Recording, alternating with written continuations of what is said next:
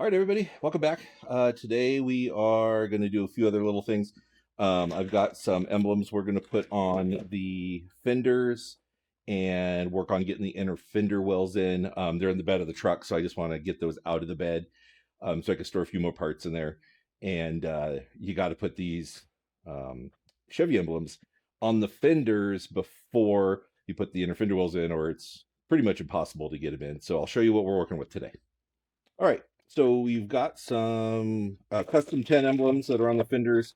I've been asked a lot why I didn't shave the fender holes on the truck when I was getting it painted, but this is one of the things that I remember on the truck from when I was a kid, when my grandfather had it. I always loved the custom 10 logo, so I decided to leave them on. Cool thing is Summit Racing is selling GM restoration parts for the C10s now, and it's really nice because Summit is only about 8 or 10 minutes from my house, which is really, really convenient, but also very, very dangerous because it's really easy just to run down there and grab a whole bunch of stuff. Part number SUM-RP22532. They were about $78 or so for the pair. Not sponsored, but anything by Summit. I bought all this stuff for this truck myself. So I just wanted to throw that out there. So let's open these up and I'll kind of show you what the kit comes with. It comes with four of the, they're kind of a cut your own thread type of nut that goes on the back. So it comes with four of those, and then the two emblems, which are really, really nice. So something to spruce your truck up with. That's a really nice shiny chrome. If you can see that there. Let's get a little closer so we can see. There we go. Yeah, so nice custom 10, nice black outline. I thought about trying to restore my original ones, but to get paint down in there and repolish everything was way more than it cost me just to go and buy them. You can see the back has these little protectives on it. These will just pop right through the holes, and then the little nuts will just tighten right onto those. So let's go and try to get our hands up in the fender and get these put on the truck. All right, so here we're on the fender. We got our badge, 3/8" French, and then I also got some glass cleaner and a new microfiber because there's a little bit of dust. So I'm going to clean this off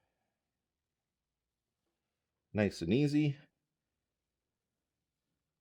So we've got a nice clean surface. No gaskets or anything that go on the back of these. They just go right up against the paint. Put those in. Not any play, so that's good. They're nice and level. So then what I'm going to do is I'm going to get up underneath there with the little nuts that cut their own threads and the 3/8" wrench. Probably going to have to do it blind. It's kind of tight up in there. But yeah, I'd recommend using a ratcheting in wrench. I think that'll be good to get up in there nice and tight. So we'll go grab the little nuts on the back. We'll get this one put in, then we'll get the passenger side done as well.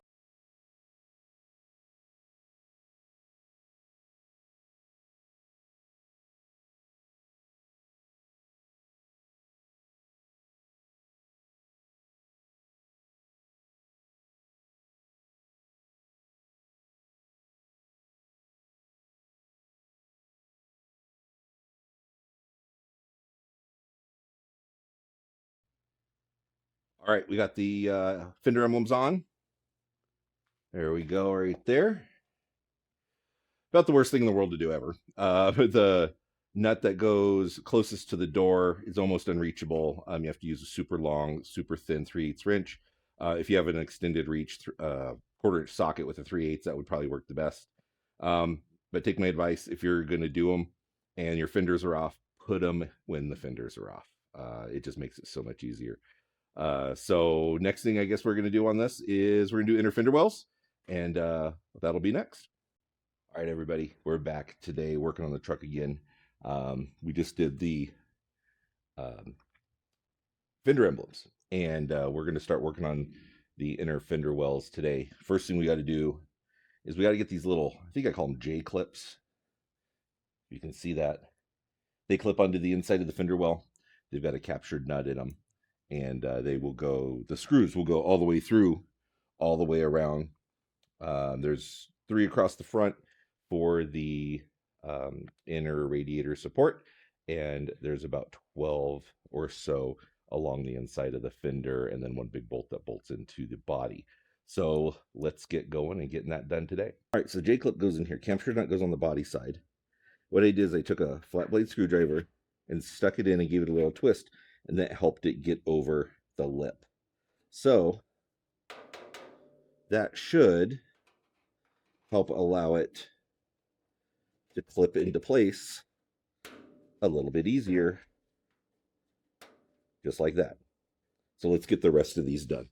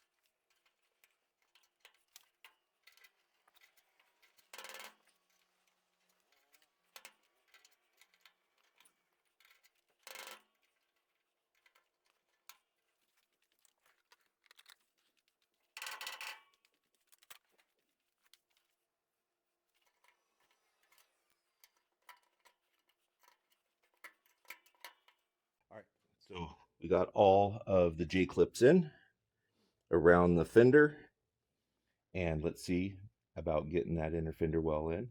Probably gonna be a little bit of a struggle. That's why I want to make sure you take the tire off and get it up in place, get it loosely put in place with a bunch of bolts, and then we'll start securing it down and getting everything lined up.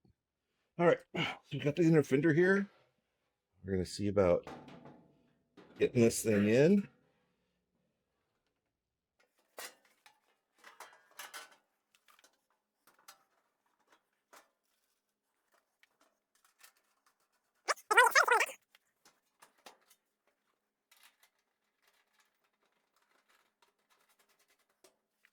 So I got two bolts loosely put in here. One thing we're going to have to do is lift this up a little bit and make sure that these two bolts line up with the inside of the fender well.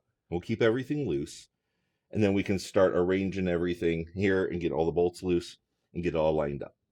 All right, everybody, looks like we got the fender wells in. They were kind of a chore, but we got everything in. Had to loosen a few things on the fenders to get them all lined up, but they are all in and secure. So yeah, if you want to take a look, the engine bay looks a little bit more like an engine bay with the inner fender wells in. So got the fender emblems done and the fender wells in on this one, and stick with us and we will tell you about the next project on the next Wags Garage. Thanks for joining me in the garage today, everybody.